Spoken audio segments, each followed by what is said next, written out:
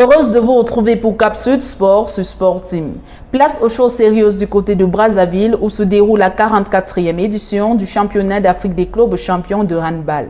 À l'issue de la dernière journée de la phase de groupe qui a servi à déterminer les positions des équipes dans les groupes, les affiches des quarts de finale sont connues. Dans le tableau masculin, Al Ali, qui a fini en tête du groupe A, sera opposé à Angré Zico. De son côté, Pegrosport fera face à Fab du Cameroun.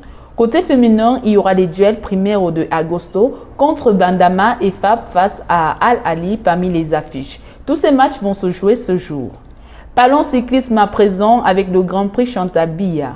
Le Marocain Akraf El Dogmi a remporté la première étape dans une arrivée groupée après un critérium de 109 km couru en circuit fermé à Kribi. Au finish, sur la soixantaine de coureurs venus de 9 pays, à savoir l'Algérie, le Burkina Faso, le Cameroun, la Côte d'Ivoire, le Gabon, la France, le Maroc, le Rwanda et la Slovaquie, le Marocain Akraf El Dogmi a été le plus rapide. La deuxième étape qui se déroule ce 4 octobre est une étape exigeante de Yaoundé à Ibolova passant par Kolandom, mettant à l'épreuve les compétences des coureurs. En football, l'attaquant international marocain Youssef En-Nesyri inscrit son nom dans l'histoire du football chérifien.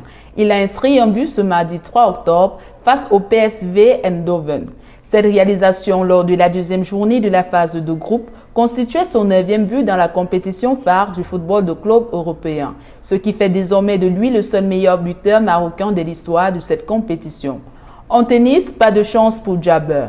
La Tunisienne Ons Jabber, tête de série numéro 7 et 7e joueuse mondiale, a été éliminée mardi matin dès le deuxième tour du tournoi WTA de Pékin par Marta Kostyuk, 7-6, 6-1. Ce réveil face à l'Ukrainienne survient 3 jours à peine après la victoire de la Tunisienne au tournoi WTA 250 de Nikbo, le 5e titre de sa carrière.